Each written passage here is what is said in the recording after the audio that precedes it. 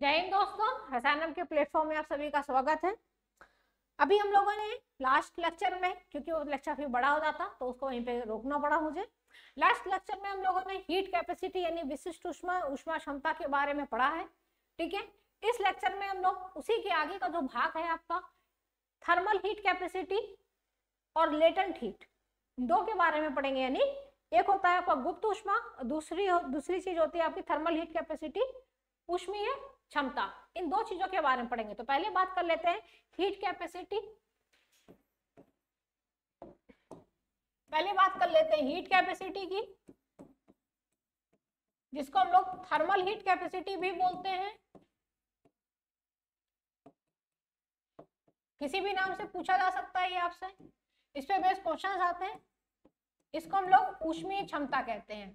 जो specific heat capacity वाला topic था उस पे बेस क्वेश्चंस भी आते हैं न्यूमेरिकल फॉर्म में भी, और उस पे बेस क्वेश्चन जो होते हैं वो एग्जांपल के फॉर्म में भी पूछे जाते हैं। ऊष्मीय क्षमता ये क्या चीज होती है, अब ध्यान से जरा देखना। स्पेसिफिक हीट कैपेसिटी का फॉर्मूला क्या लिखा था हम लोगों ने, C = Q/m डेल्टा T, जहां पे Q क्या था, हीट ऊष्मा थी, दी भी जा सकती थी और पदार्थ से सब्सटेंस से ली भी जा सकती थी। ठीक है, M क्या था, उसका द्रव्यमान था पदार्थ का, और डेल्टा T क्या था, टेम्परेचर था, चेंज इन टेम्परेचर या ताप में परिवर्तन। अब जरा ध्यान से सुनना इस चीज को।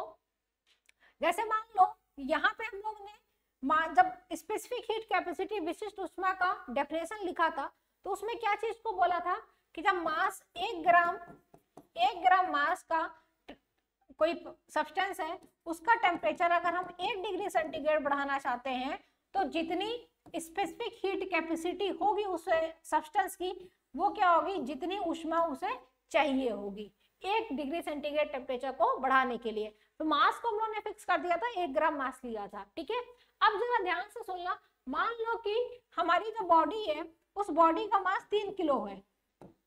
अब किलो में मत ले लो, मान लो उस बॉडी का मास 100 ग्राम है। अभी ग्राम में ही बात कर रहे हैं ना। मान लो उस बॉडी का मास 100 ग्राम है। अब 100 ग्राम मास को का टेम्परेचर अगर हमें 1 डिग्री सेंटीग्रेड बढ़ाना है, 100 ग्राम मास है, उसका टेम्परेचर अगर हमें 1 डिग्री सेंटीग्रेड बढ़ाना है तो जितनी ऊष्मा की, जितनी हीट की जरूरत पड़ती है उस हीट को हम लोग क्या कहते हैं, ऊष्मीय क्षमता। आई बात समझ में? 100 ग्राम पदार्थ का ताप अगर हमको 1 डिग्री सेंटीग्रेड बढ़ाना है तो जितनी हीट की, ऊष्मा की जरूरत पड़ती है ना, उसी को हम लोग कहते हैं ऊष्मीय क्षमता या हीट कैपेसिटी। आई बात समझ में? हीट कैपेसिटी क्या होता है? ठीक है, तो अब इसका फॉर्मूला क्या बनेगा, ये भी बात इंपॉर्टेंट है।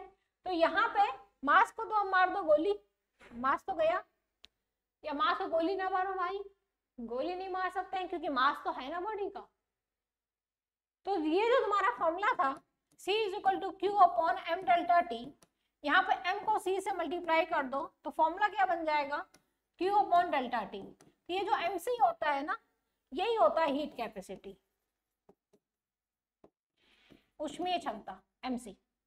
तो हीट कैपेसिटी का जो फॉर्मूला बनता है वो क्या होता है तुम्हारा, mc।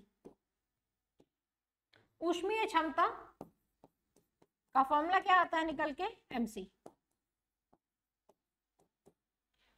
ठीक है, m मतलब मास का, पदार्थ का मास, द्रव्यमान हो गया पदार्थ का, सब्सटेंस का मास हो गया, c क्या हो गई, उस सब्सटेंस की स्पेसिफिक हीट कैपेसिटी हो गई या स्पेसिफिक हीट हो गई।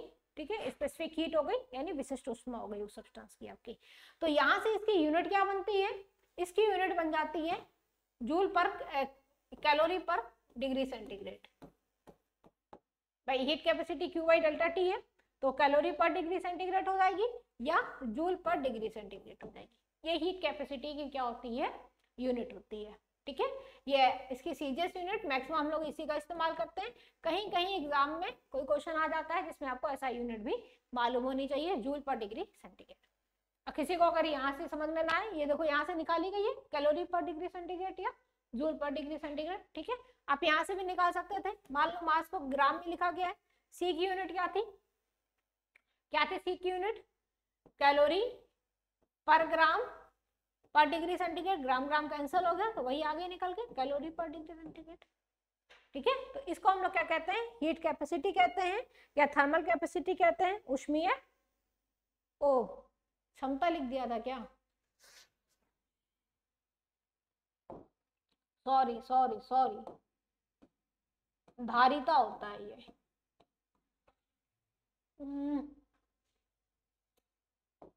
धारिता, धारण करने वाला, कितनी ऊष्मा वो धारण की हुई है बॉडी। भाई सब जगह लिख दिया क्या? करेक्शन कर लेना, ठीक है। ऊष्मीय धारिता, ठीक। जैसे कि मान लो एक एग्जांपल लेके बताएं इसको, थोड़ा सा तुमको अच्छे से और समझ में आ जाएगा। जैसे कि मान लो कि तुम्हारे पास 100 ग्राम जल है, ठीक है। 100 ग्राम जल का टेम्परेचर अपने को 1 डिग्री सेंटीग्रेड बढ़ाना है, तो कितनी ऊष्मा उसको दोगे? 100 ग्राम जल का टेम्परेचर अपने को कितना बढ़ाना है? 1 डिग्री सेंटीग्रेड। तो कितनी ऊष्मा, कितनी हीट देनी पड़ेगी अपने को जल को? फॉर्मूला क्या होता है थर्मल कैपेसिटी का? थर्मल कैपेसिटी की जितनी ऊष्मा आपको देनी पड़ेगी, ठीक है, क्या होता है? mc, मास हो गया 100, c तो 1 होती है ना वाटर की, तो 100 कैलोरी ऊष्मा देनी पड़ेगी, 100 कैलोरी हीट देनी पड़ेगी, ठीक है। 100 कैलोरी हीट देनी पड़ेगी कि हम जल के टेम्परेचर को 1 डिग्री सेंटीग्रेड बढ़ा सके। अगर 100 ग्राम जल है तो 100 कैलोरी, 200 ग्राम है तो 200 कैलोरी। और यहीं पे अगर मान लो कि बर्फ है तुम्हारे पास, 100 ग्राम बर्फ का टुकड़ा है, उसका टेम्परेचर अपने को 1 डिग्री सेंटीग्रेड का बढ़ाना है। 100 ग्राम बर्फ है अपने पास, उसका टेम्परेचर अपने को 1 डिग्री सेंटीग्रेड बढ़ाना है, तो कितनी ऊष्मा देनी पड़ेगी अपने को? फॉर्मूला वही लगेगा, mc, मास कितना हो जाएगा 100, बर्फ की स्पेसिफिक हीट कितनी होती है? विशिष्ट ऊष्मा आधी होती है, 0.5 होती है, तो कितना 50 कैलोरी अपने को देनी पड़ेगी हीट, जिससे क्या होगी? बर्फ का टेम्परेचर 1 डिग्री सेंटीग्रेड बढ़ जाएगा, ठीक।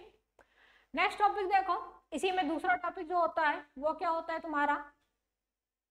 Water equivalent of heat. बहुत इंपॉर्टेंट टॉपिक है, अक्सर लोग इस टॉपिक को छोड़ देते हैं, लेकिन अपने को नहीं छोड़ना है। सारे टॉपिक्स आपके सिलेबस में लिखे हुए हैं, हम एक भी टॉपिक आपके सिलेबस का बाहर का नहीं बता रहे हैं आपको, ठीक है। एक भी टॉपिक आपके सिलेबस का बाहर का नहीं है। ऊष्मा का जल तुल्यांक, अब ये कौन सी बला है, इसके बारे में जानो। ऊष्मा का जल तुल्यांक, इसका फॉर्मूला क्या होता है? जो भी आपने फॉर्मूला पढ़ा ना लेटेंट हीट का, सॉरी लेटेंट हीट कहां से आ गई? गुप्त ऊष्मा। अभी हम लोगों ने क्या पढ़ा? हीट कैपेसिटी, ऊष्मीय धारिता, ठीक है। अब मेरे को देखो याद हो गया। तो हम लोगों ने फॉर्मूला क्या पढ़ा? mc उसका फॉर्मूला था। तो जो वाटर इक्विवेलेंट ऑफ हीट होता है ना, उसका भी फॉर्मूला यही होता है, बस वहां पे हम लोग क्या लिख देते हैं? W लिख देते हैं। उसकी यूनिट क्या थी? उसकी यूनिट थी अपनी कैलोरी पर डिग्री सेंटीग्रेड, है ना, हीट कैपेसिटी की। इसकी यूनिट क्या होती है? इसकी यूनिट ये नहीं होती है, इसकी यूनिट होती है किलोग्राम या ग्राम, एसआई में और सीजीएस में ग्राम। माथा ठनक गया? क्या बता दिया मैडम ने? ठनका कि नहीं ठनका माथा? अब ध्यान से जरा सुनना, बहुत इंपॉर्टेंट है। क्वेश्चन बनेगा, माथा ठनक जाएगा वहां पे एग्जाम में, जबकि बहुत इजी है। अब देखो होता क्या है वाटर इक्विवेलेंट ऑफ हीट, ऊष्मा का जल तुल्यांक। अब इसको जरा एक एग्जांपल से समझना। मान लो तुम्हारे पास ये वाटर है, ये कोई दूसरा सब्सटेंस है, कुछ भी हो सकता है यहाँ पे, लिक्विड हो सकता है, गैस हो सकता है। मेरे को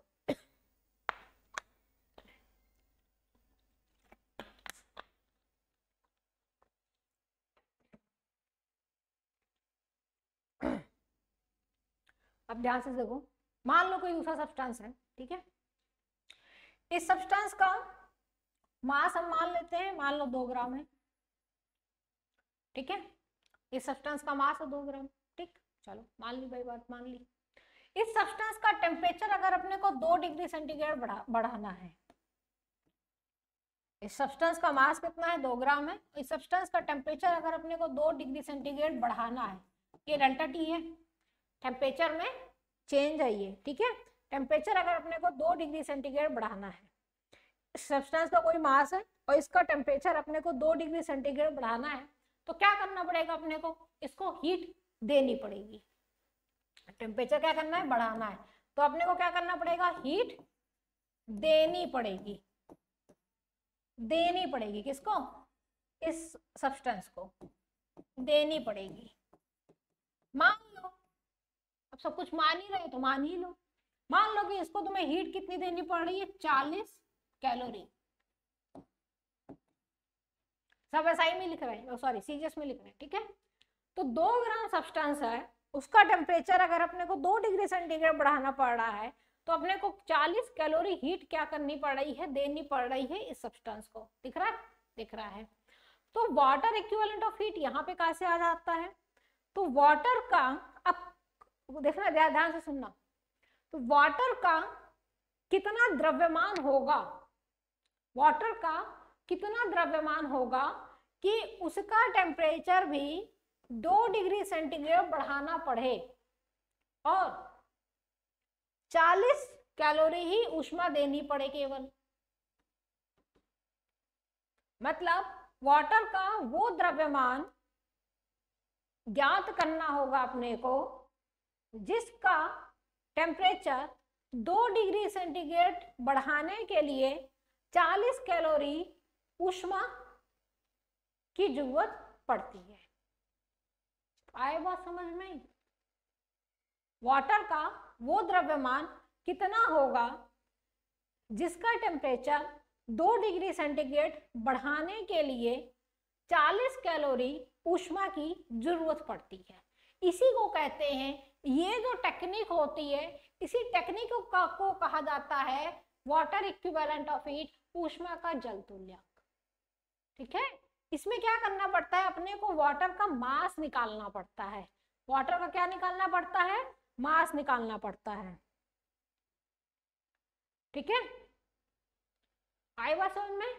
या इसका क्वेश्चन ऐसे भी पूछा जा सकता है आपसे कि 40 कैलोरी अगर हम हीट दे रहे हैं इस वाटर को और इसका टेम्परेचर 2 डिग्री सेंटीग्रेड बढ़ गया है, तो कितना वाटर का द्रव्यमान रहा होगा, तो उसको निकालने के लिए क्या करते हैं, यहाँ का जो डाटा होता है उसका इस्तेमाल करते हैं और फिर उससे वाटर का मास निकालते हैं, ठीक है। उस पे बेस्ड क्वेश्चन हम लोग आगे करेंगे, इस पे क्वेश्चन आते हैं आपके एग्जाम में, मतलब दोनों घटनाएं जो होती हैं वो सेम कंडीशन पर घटित होती हैं, ये दोनों चीजें मतलब सेम कंडीशंस पे रहती हैं। तो इसका कितना, जैसे इसका तो सब कंफर्म है, इसका तो मास भी मालूम है, टेम्परेचर में कितना चेंज हो रहा है ये भी मालूम है, कितना हीट देनी पड़ी है वो भी मालूम है, तो हीट और टेम्परेचर तो वही सेम रखेंगे और वाटर का मास निकालना होता है बस, ठीक है, आई बात समझ में। तो इसकी यूनिट भी हम लोग ने देख ली और ये होता क्या है इसको भी देख लिया। नेक्स्ट जो तुम्हारा टॉपिक है वो बहुत ही इंपॉर्टेंट टॉपिक है भाई, जिसका हम लोग क्या कहते हैं, गुप्त ऊष्मा कहते हैं, लेटेंट हीट कहते हैं। अब ध्यान से जरा देखो, अच्छा 2 चीजें तुम लोग ने बहुत इंपॉर्टेंट भाई, ये जो हम लोग ने थर्मल कैपेसिटी जो पढ़ा, ऊष्मीय धारिता, या जिसको हीट कैपेसिटी भी कहते हैं, वो तो स्पेसिफिक हीट से ही निकल के ही आया था, बस वहां पे स्पेसिफिक हीट में मास को 1 कर दिया था, यूनिट मास कर दिया था, एकांक द्रव्यमान कर दिया था, यहाँ पे पूरी बॉडी का मास ले लिया गया था, ठीक है। ये जो लेटेंट हीट होती है इसमें सब चीजें बदल जाती हैं, कैसे बदल जाती, देखो इसको जरा, लेटेंट हीट, इसको हम लोग क्या कहते हैं, गुप्त ऊष्मा कहते हैं। गुप्त ऊष्मा, छुपी हुई ऊष्मा, छुपी हुई ऊष्मा होती है ये। कहाँ छुपी होती है, पदार्थ में छुपी होती है। मेनली हम लोग दो प्रकार की गुप्त ऊष्मा की बात करते हैं, बता देते हैं थोड़ा सा, तुम लोग धैर्य नहीं होगा बहुत से लोगों को। एक होती है लेटेंट हीट ऑफ फ्यूजन, एक होती है लेटेंट हीट ऑफ वेपराइजेशन। मतलब एक तो बर्फ की होती है, दूसरी पानी की होती है। ठीक है, चलो बढ़ते हैं आगे की तरफ।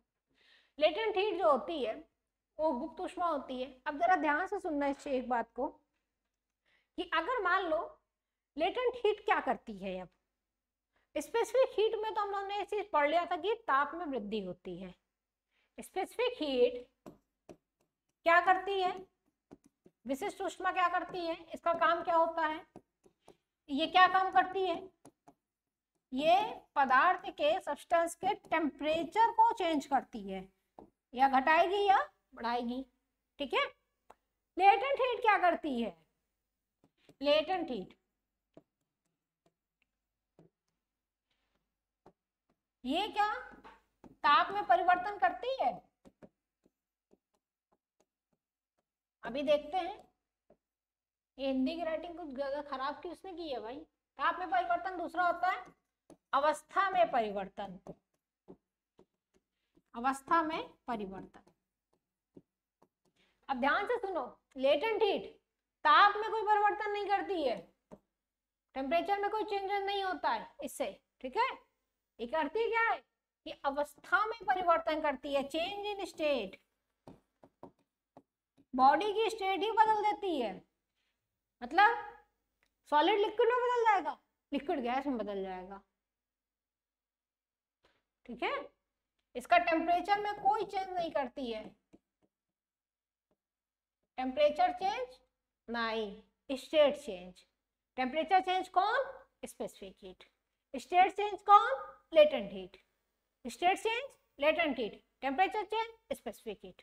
ठीक, ये ताप में परिवर्तन करती है कौन, स्पेसिफिक हीट, और अवस्था में परिवर्तन लेटेंट हीट।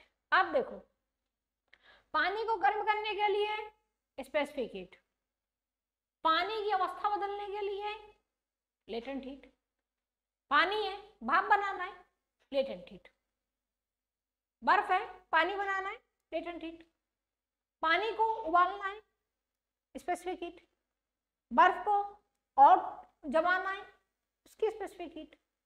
आई बात समझ में किस तरीके से होता है।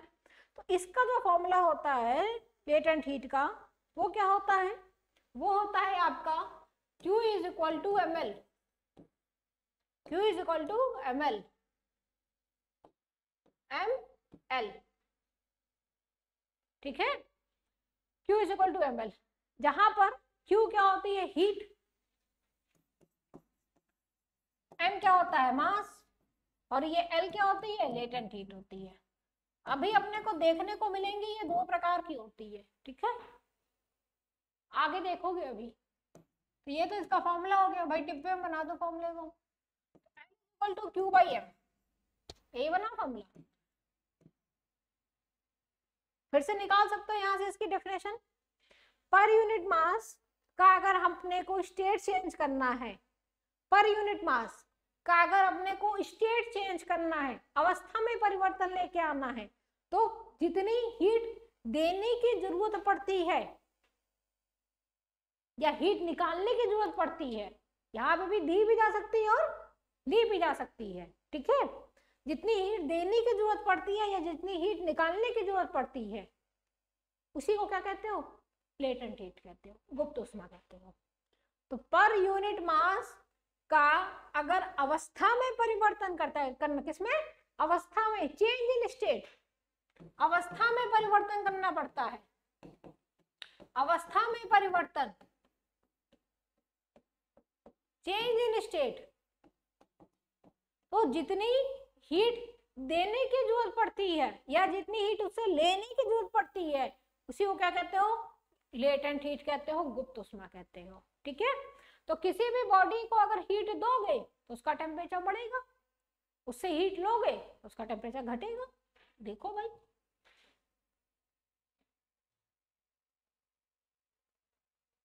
चलो ठीक है, मान लो सॉलिड है, सॉलिड से अगर लिक्विड जाना है तो क्या करोगे, सॉलिड को क्या करोगे, गर्म करोगे, इसको हीट दोगे, लिक्विड बन जाएगा। ठीक है, सॉलिड को हीट दोगे, डेल्टा मतलब हीट, तो सॉलिड को अगर हीट देंगे तो लिक्विड बन जाएगा। ठीक है, और लिक्विड से अगर हीट ले लेंगे, माइनस में कर देंगे, यहाँ प्लस लगा दे रहे हैं, तो ये वापस सॉलिड बन जाएगा। ठीक है, वैसे ही अगर लिक्विड को गर्म कर दोगे, उसको हीट दे दोगे, तो क्या बन जाएगा, वेपर बन जाएगा। और वेपर को से अगर हीट ले लोगे तो वापस लिक्विड में बन जाएगा। ठीक है, ये सारी चीजें अब आपको पढ़नी है, एक एक करके पढ़नी है। अच्छा, इस चीज को कहते क्या है, जरा एक फिगर है, उस फिगर को जरा बना दें क्या, बना दें? नहीं, बस अपने को इतनी यही जरूरत है, ज्यादा जरूरत नहीं है अपने को। ठीक है, तो सॉलिड को गर्म करते हैं तो लिक्विड मिलता है अपने को, यानी सॉलिड को गर्म करना मतलब उसको क्या करते हो, मेल्ट करते हो। ठीक है, इसको क्या बोलते हैं हम लोग, मेल्टिंग बोलते हैं। और लिक्विड से वेपर में जाना है, इसका मतलब है इसको क्या बोलोगे, लिक्विड को गर्म करोगे, इसको बॉइलिंग बोलते हैं। और लिक्विड से अगर सॉलिड बनाना है, मतलब पानी से जब बर्फ बनाना होता है तो क्या करते हो, फ्रीज का यूज करते हो ना, फ्रीज में रखते हो, फ्रीजर में रखते हो, इसको क्या बोलते हो, फ्रीजिंग बोलते हो। फ्रीजिंग वर्ड वहीं से आता है, फ्रिज का इस्तेमाल करते हो काय के लिए, बर्फ बनाने के लिए। पानी तो रखते हो ना, बर्फ को थोड़ी ना रखते हो, पानी रखते हो, फ्रीजर में रखते हो, टेम्परेचर सेट कर देते हो, बर्फ बन जाती है। ठीक है, इसको क्या बोलते हो, फ्रीजिंग बोलते हो। और भाप से अगर लिक्विड में जाना है तो उसको क्या बोलते हो, कंडेंसेशन बोलते हो। अपने यहाँ कोर्स में बस यही है, बाकी अपने यहाँ पे ये सब चीजों को डिटेल में नहीं पढ़ना है। ठीक है, जितना डिटेल में बताना होता है ना, तुमको सब बता देते हैं, हम कुछ भी नहीं छोड़ते हैं बताने के लिए। अब देखो, अब कहानी पे जरा जो ट्विस्ट आता है उस ट्विस्ट को देखो। अब कहानी में ट्विस्ट क्या आता है, कहानी में ट्विस्ट ऐसे आता है, सॉलिड है, ठीक है, अब हम जरा आइस और वाटर का खेल लेते हैं। तुम्हारे पास आइस है, ठीक है, आइस है, आइस को क्या करते हो, सॉलिड में तुम्हारे पास आइस है, और या फिर हम लोग अभी एक जनरल केस ले लेते हैं, फिर इसको बताते हैं। देखो, ये सॉलिड है, ठीक, क्लियर, और ये लिक्विड है। अभी बीच में इसमें और भी चीजें आएंगी, अपने पास स्पेस बहुत है, स्पेस की कमी नहीं है। और एक मिनट को जरा स्पेस कम ना पड़ जाए, थोड़ा सा इसको यहाँ बना लेते हैं। यहाँ लिक्विड है और ये गैस है, ठीक है, क्लियर। अब सॉलिड से जब लिक्विड जाना होता है तो उसको हीट देते हो, प्लस डेल्टा क्यों लिख दे रहे हैं, ठीक है, सॉलिड से लिक्विड जाना होता है तो उसको हीट देते हो। तो डायरेक्ट क्या सॉलिड से लिक्विड में कन्वर्ट हो जाता है, नहीं, ठीक है, सॉलिड से लिक्विड में कन्वर्ट करने के लिए सबसे पहले क्या होता है कि वो सॉलिड जो होता है वो अपने एक मेल्टिंग पॉइंट पे आता है। वो सॉलिड अपने टेम्परेचर को पहले मेल्टिंग पॉइंट पर लेकर आता है जहां पे वो मेल्ट हो सके। जब तक मेल्ट नहीं होगा तब तक लिक्विड में नहीं बनेगा।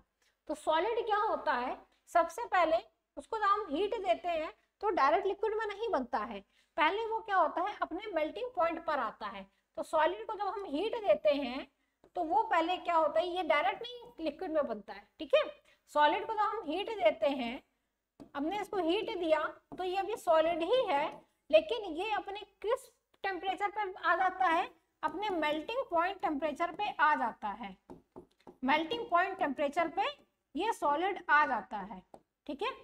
और फिर इसको जब मेल्टिंग पॉइंट टेम्परेचर पे ही आप जब इसको हीट देते हो और दे रहे हो उष्मा, अरे ले लो, तो ये क्या होता है ये लिक्विड में कन्वर्ट हो जाता है। इसको और हीट दे दी तो ये लिक्विड में कन्वर्ट हो गया। ये हीट को इससे बना दे क्या, रेड कलर के निशान से, है ना। अब ये लिक्विड में कन्वर्ट हो गया, ठीक है। अभी इसमें बहुत सारी चीजें डिटेल में बननी है, एक एक करके भरेंगे। अब नेक्स्ट देखो जरा, अब लिक्विड है, वो लिक्विड से डायरेक्ट गैस में नहीं जाएगी कोई भी चीज, ठीक है। पहले क्या होगा, लिक्विड जो होगा उसको हमने हीट दिया तो ये क्या होगा, लिक्विड में ही रहेगा ये, लेकिन लिक्विड जो होगा किसी एक टेम्परेचर पे आके क्या होता है, स्थिर हो जाता है, ठीक है। वो क्या होता है, उस लिक्विड का बॉइलिंग पॉइंट होता है। मतलब यहाँ पे कोई एक टेम्परेचर फिक्स हो जाएगा, यहाँ पे भी कोई टेम्परेचर फिक्स हो जाता है, ये लिक्विड का क्या होता है, बॉइलिंग पॉइंट होता है।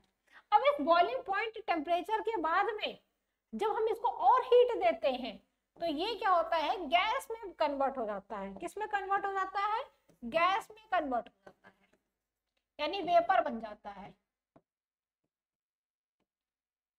ठीक है। ये होती है कहानी।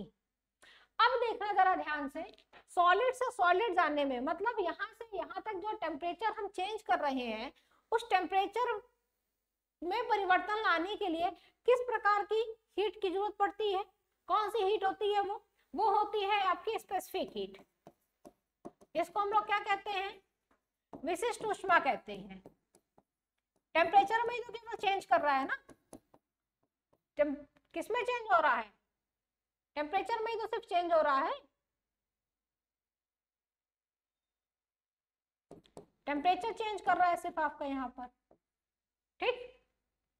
अब आगे देखो, अब सॉलिड से, क्योंकि वो अपने मेल्टिंग पॉइंट पे आ गया है वो सॉलिड, ठीक है। अब वो जब लिक्विड में कन्वर्ट होगा, मेल्टिंग पॉइंट के बाद लिक्विड में कन्वर्ट होगा, तो यहाँ पे जो आप उसको हीट देते हो ना, वो हीट कौन सी होती है, लेटेंट हीट होती है। क्योंकि सॉलिड से लिक्विड में जा रहा है, सॉलिड अपने मेल्टिंग पॉइंट के टेम्परेचर पे आने के बाद लिक्विड में जा रहा है, इस हीट को लेटेंट हीट तो बोलते हो, लेकिन ये लेटेंट हीट ऑफ फ्यूजन होती है, लेटेंट हीट ऑफ फ्यूजन होती है। इसको हम लोग क्या बोलते हैं, गलन की गुप्त ऊष्मा कहते हैं। क्या कहते हैं, गलन की गुप्त ऊष्मा कहते हैं, गलन की गुप्त ऊष्मा,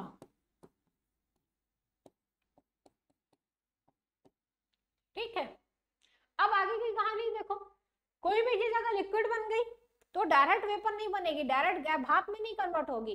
वेपर मतलब डायरेक्ट भाप में वो कन्वर्ट नहीं होगी, ठीक है। पहले क्या होगी कि वही लिक्विड अपने बॉइलिंग पॉइंट पर आएगा। बॉइलिंग पॉइंट पर आने का मतलब क्या है कि उसको हीट दे रहे हो, तो ये जो इसको हीट देते हो ना, वो कौन सी हीट होती है, स्पेसिफिक हीट होती है।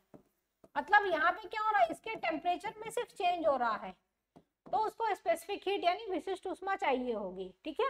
अब जब वो लिक्विड अपने बॉइलिंग पॉइंट पर आ गया है, अब वो अपनी स्टेट को चेंज करना चाह रहा है। यहाँ पे क्या था, ये क्या, यहाँ क्या हो रहा था, स्टेट में चेंज हो रहा था भाई, डायरेक्ट सॉलिड से अब लिक्विड बन गया, है ना। सॉलिड अपने मेल्टिंग पॉइंट पे आया, लिक्विड बन गया, फिर लिक्विड अपने बॉइलिंग पॉइंट पे आया, गैस बन गया, यानी यहाँ पे क्या हो रहा है, स्टेट में चेंज हो रहा है।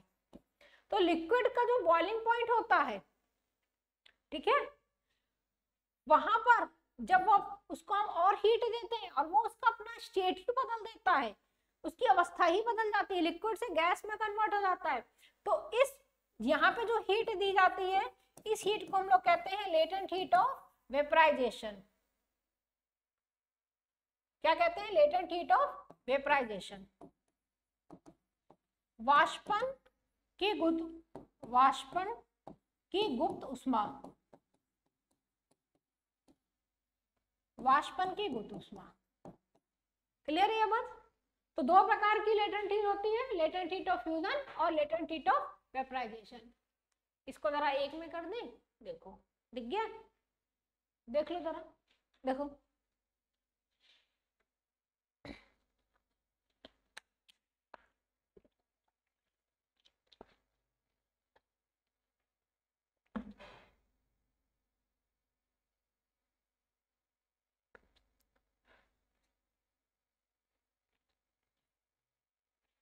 मेल्टिंग पॉइंट मतलब गलनांक बिंदु और बॉइलिंग पॉइंट मतलब क्वथनांक बिंदु। पहले कई बार बता चुके हैं इस चीज को, है ना,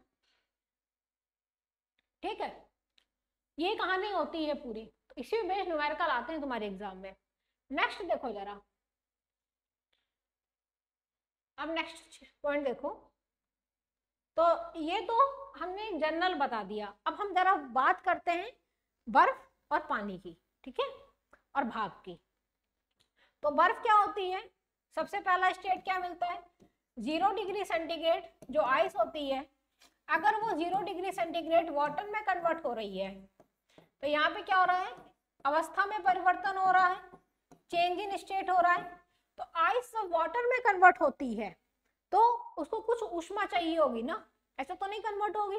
तो जितनी ऊष्मा, जितनी हीट इस आइस को चाहिए होती है, मतलब ठोस से द्रव्य में कन्वर्ट होने के लिए जितनी ऊष्मा इसको चाहिए होती है, इस आइस को, वही ऊष्मा क्या कहलाती है, इसकी गुप्त ऊष्मा कहलाती है। तो latent heat of ice, latent heat of ice कितनी होती है, याद है किसी को?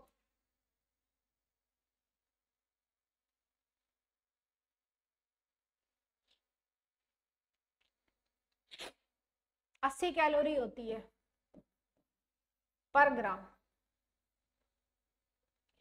फॉर्मूला क्या था, Q is equal to ml था ना, L का फॉर्मूला क्या हो जाएगा, Q बाई M, तो यूनिट आ गई ना, कैलोरी पर ग्राम, ठीक है। तो लेटेंट हीट ऑफ आइस जो होती है वो 80 कैलोरी पर ग्राम होती है। इसको लेटेंट हीट ऑफ फ्यूजन भी लिखा जाता है, क्योंकि बात सिर्फ हम लोग आइस और वाटर की ही करते हैं, लेटेंट हीट ऑफ फ्यूजन भी लिखा जाता है। कभी कभी तुम्हें इस नाम से भी मिल सकता है, गलन का, गलन की गुप्त ऊष्मा, ठीक है, क्योंकि पानी की बर्फ क्या हो रही है, गल रही है, और गलने के बाद क्या बन रही है, पानी बन रही है। तो लेटेंट हीट ऑफ आइस लिखा जाए या लेटेंट हीट ऑफ फ्यूजन लिखा जाए, बर्फ की गुप्त ऊष्मा लिखा जाए या गलन की गुप्त ऊष्मा हो, कितनी होती है, 80 कैलोरी पर ग्राम होती है, ठीक है। तो पर ग्राम आइस को 80 कैलोरी हीट चाहिए होती है पानी बनने के लिए, ठीक है। अब जब तुम्हारा ये पानी बन गया तो पानी तुरंत तो भाप में बनेगा नहीं, तो होता क्या है कि फिर 0 डिग्री सेंटीग्रेड जो वाटर होता है तुम्हारा, वो 100 डिग्री सेंटीग्रेड वाटर में कन्वर्ट होता है, जल में ही कन्वर्ट होता है, ठीक है। और इसको जितनी हीट चाहिए होती है उस हीट को क्या बोलते हो तुम, स्पेसिफिक हीट, विशिष्ट ऊष्मा बोलते हो, जो हम लोग ने अभी आगे देखा था, पीछे देखा था, ठीक है। अब जब ये पानी अपने को मिल गया तो 100 डिग्री सेंटीग्रेड जो होता है वो पानी का क्या होता है, क्वथनांक बिंदु होता है, बॉइलिंग पॉइंट होता है वाटर, ठीक है। अब पानी को और गर्म करोगे तो वो भाप में बन जाएगा, और गर्म कर दिया, हम माने नहीं और हमने पानी को और गर्म कर दिया, ढीठ बच्चे हम लोग, मानते नहीं है, और गर्म करते चले जा रहे हैं पानी को, पानी को और गर्म कर दिया तो 100 डिग्री सेंटीग्रेड पे अपने को वेपर यानी भाप मिल गई, ठीक है। तो अब क्या हो गया, स्टेट में चेंज हो गया, स्टेट परिवर्तन हो गया, अवस्था में परिवर्तन हो गया, चेंज इन स्टेट हो गई, चेंज इन स्टेट हो गई। तो यहाँ पे लेटेंट हीट ऑफ वेपराइजेशन मिलता है, लेटेंट हीट ऑफ वेपराइजेशन मिलता है, लेटेंट हीट ऑफ वेपराइजेशन मिलता है, जिसको हम लोग वाष्पन की गुप्त ऊष्मा भी कहा जाता है। कहीं कहीं ये इसलिए ऐसे भी लिखा रहेगा, लेटेंट हीट ऑफ स्टीम, ठीक है, किसी भी नाम से तुम्हें ये मिल सकता है। ये होती कितनी है, 540 कैलोरी पर ग्राम होती है, यानी पानी को पानी को भाप बनाने के लिए 540 कैलोरी प्रति ग्राम ऊष्मा चाहिए होती है, 540 कैलोरी की प्रति ग्राम ऊष्मा चाहिए होगी, तब जाके तुम्हारा जो पानी होगा वो भाप में कन्वर्ट होगा। यानी पानी को भाप बनाना इतना आसान नहीं होता है, ठीक है। कितना चाहिए होता है, 540 चाहिए होता है, कहीं कहीं ये 536 भी लिखा रहता है, कहीं कहीं 537 भी लिखा रहता है, लेकिन अप्रोक्सीमेटली हम उसको 540 लेके चलते हैं ताकि हमारे न्यूमेरिकल आसानी से सॉल्व हो सके। इसी को हम लोग क्या कहते हैं, वाष्पन की गुप्त ऊष्मा भी कहते हैं।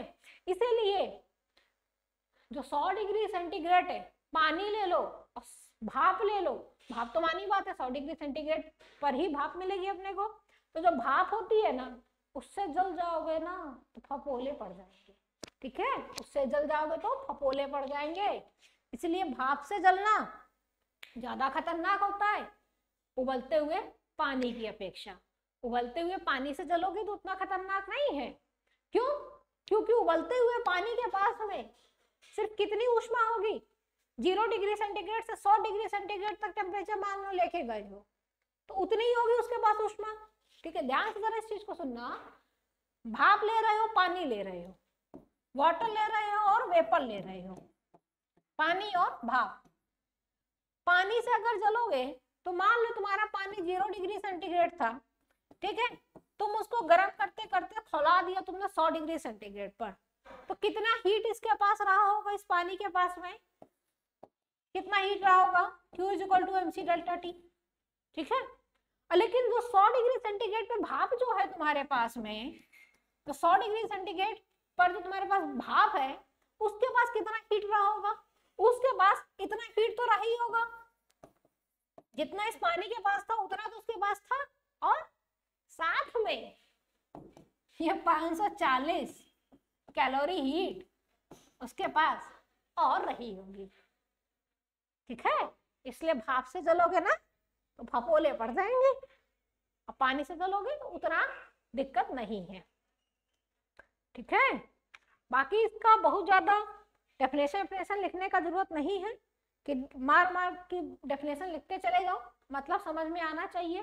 जैसे रोटी है, रोटी बनाते हो तो जो लोग रोटी बनाते होंगे वो जानते होंगे, रोटी की जो भाप होती है ना, अगर रोटी बीच में फूट जाए, उसकी भाप से अगर जलोगे ना तो बड़ा फपोले पड़ने का डर रहता है कि फपोले पड़ जाएंगे। ठीक है, तो भाप से अगर जलते हैं तो ज्यादा जलन महसूस होती है एज कंपेरिजन टू लिक्विड, द्रव की वजह। ठीक है, वैसे ही जैसे कि चाय और कॉफी देखो, चाय जो होती है वो उबलती है, कॉफी भाप से बनाई जाती है। ठीक है, जो कॉफी बढ़िया बाजार वाली जो कॉफी मिलती है वो भाप से बनाई जाती है। तो होता क्या है, कॉफी से जलोगे तो ज्यादा खतरनाक है, चाय से जलोगे तो उतना खतरनाक नहीं है। ठीक है, तो जो बर्फ होती है, लेटेंट हीट ऑफ आइस, उसके पास 80 कैलोरी केवल ऊष्मा ज्यादा होती है। मतलब जब बर्फ से पानी बनता है तो उस पानी के पास में उस बर्फ से 80 कैलोरी ऊष्मा ज्यादा होती है बस। लेकिन जब पानी से भाप बनती है तो उसके पास में 540 कैलोरी ऊष्मा क्या होती है, ज्यादा होती है। इसीलिए बंद कमरे में अगर बर्फ पिघल रही है, मान लो एक बंद कमरा है तुम्हारा ये, ठीक है, इस बंद कमरे में ये आइस रखी हुई है, बर्फ है, बंद कमरे में जब बर्फ पिघलती है तो कमरा क्या होता है आपका, ठंडा हो जाता है। बंद कमरे में जब बर्फ पिघलती है तो कमरा ठंडा हो जाता है। क्यों ठंडा हो जाता है, क्योंकि बंद कमरे में जब आइस पिघल रही है तो आइस को पिघलने के लिए कितनी ऊष्मा चाहिए होती है, 80 कैलोरी प्रति ग्राम। आइस को पिघलने के लिए 80 कैलोरी प्रति ग्राम ऊष्मा चाहिए होती है। ये ऊष्मा वो लेगा कहाँ से, उसी कमरे का जो एटमॉस्फेयर है वहीं से तो लेगा। यहाँ पर कमरे का जो एटमॉस्फेयर है उसी से तो वो हीट ले रहा है और तभी तो पिघल रहा है। तो एटमॉस्फेयर से जब हीट निकाल लोगे तो कमरा क्या हो जाएगा, वातावरण ठंडा हो जाएगा। ठीक है, तो बंद कमरे में जब आइस पिघलती है तो कमरा क्या होता है, ठंडा हो जाता है। रूम जो होता है वो कूल हो जाता है, कूल्ड हो जाता है, कमरा ठंडा हो जाता है। क्लियर है, लिखने की जरूरत नहीं है भाई, समझ में आ गया है। ठीक है, तो कमरा ठंडा हो जाता है। क्लियर है बात, भाप से जलोगे तो जलन ज्यादा होती है। ठीक, और इसमें कुछ रह गया है? हाँ भाई अभी रह गया है, रह गया।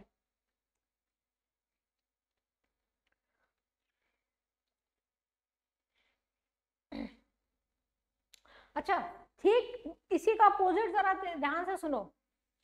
जैसे कि हम लोग ने देखा कि बर्फ से आइस से वाटर जाने में अपने को आइस को 80 कैलोरी प्रति ग्राम ऊष्मा देनी पड़ती है, तो आइस से वाटर बन जाएगा। ठीक है, और अगर अपने को वाटर से आइस जाना है तो उसी पानी से 80 कैलोरी प्रति ग्राम ऊष्मा निकालनी पड़ती है।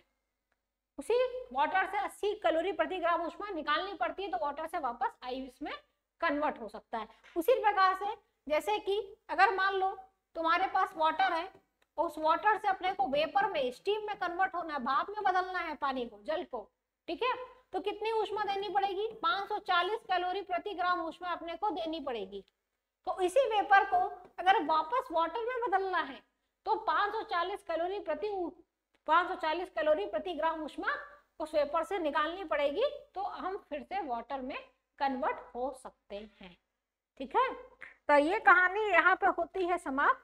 और उसके बाद जो एक तुम्हारा नया टॉपिक है उसको भी यहाँ बता देते हैं, क्योंकि तुम्हारे कोर्स में सिलेबस में वो टॉपिक लिखा हुआ है, calorimeter, principle of calorimetry.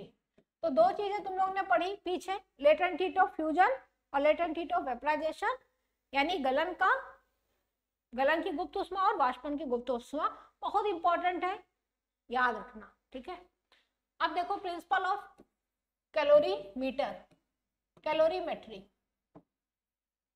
Principle of calorimetry, calorimeter का सिद्धांत, कैलोरीमीटर का सिद्धांत क्या है ये कहानी, कैलोरीमीटर का सिद्धांत। बस ये छोटा सा टॉपिक और बचा है, इसको जल्दी से खत्म कर लेते हैं, फिर ये टॉपिक अपना कंप्लीट हो जाएगा।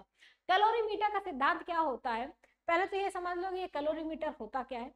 कैलोरीमीटर क्या होता है, हीट को मेजर करने का इंस्ट्रूमेंट होता है, यंत्र होता है जिससे हम लोग ऊष्मा का मान ज्ञात कर सकते हैं। ठीक है, ये होता क्या है कैलोरीमीटर, ये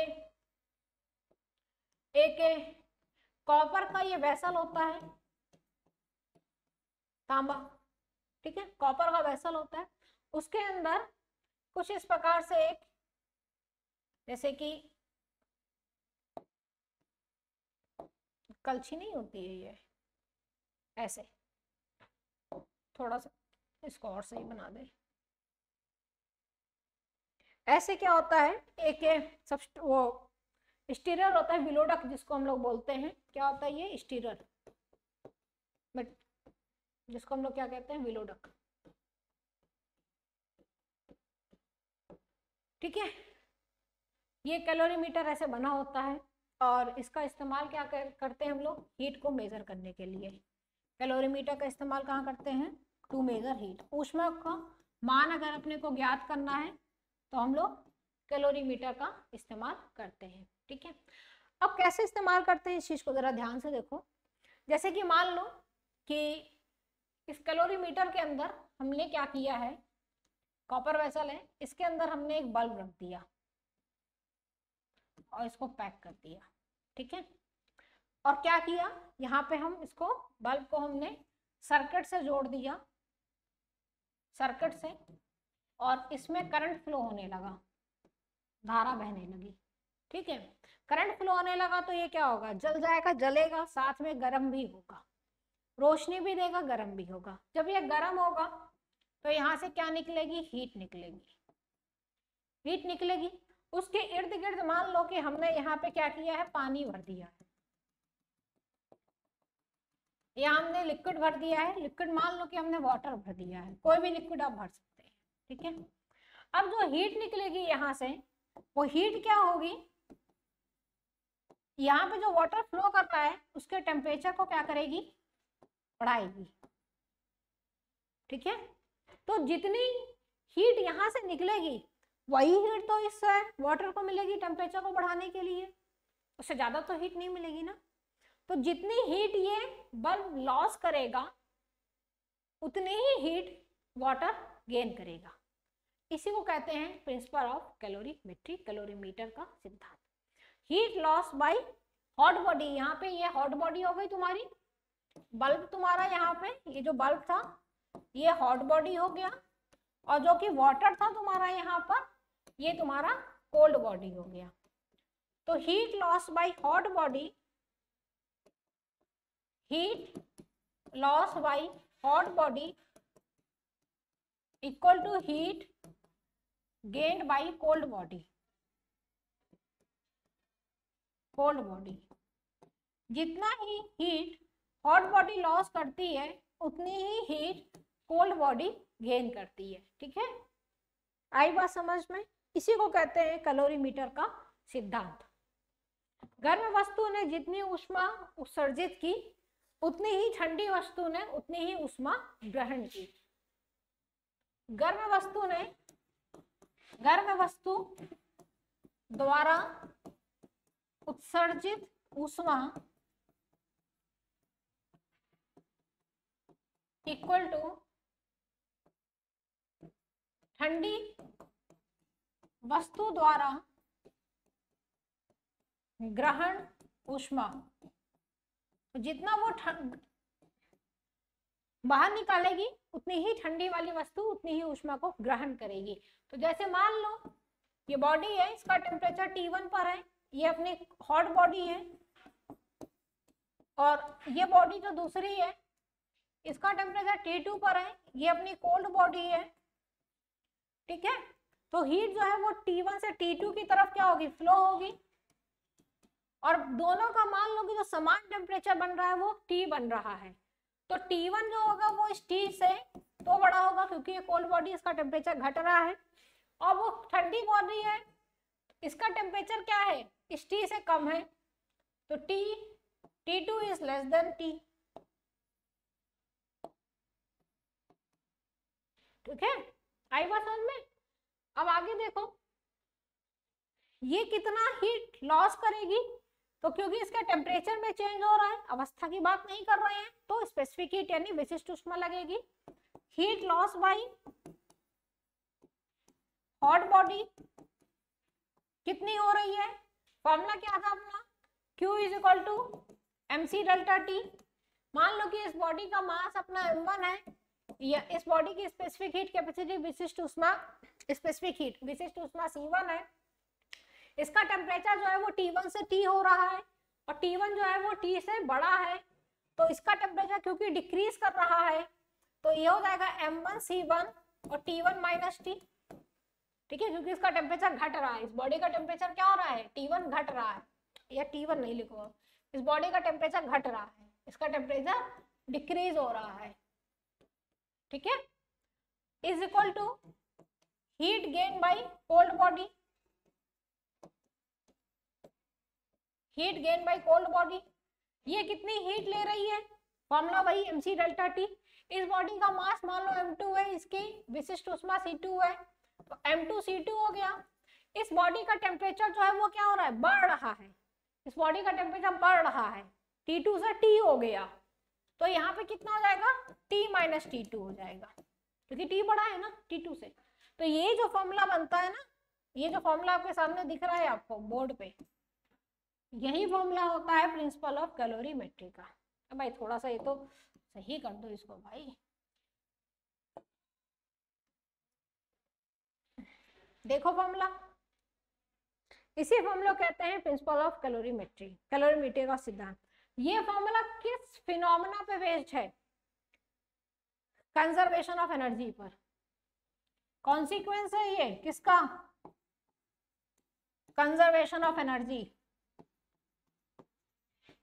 कंजर्वेशन ऑफ एनर्जी, एनर्जी का ऊर्जा का संरक्षण नियम,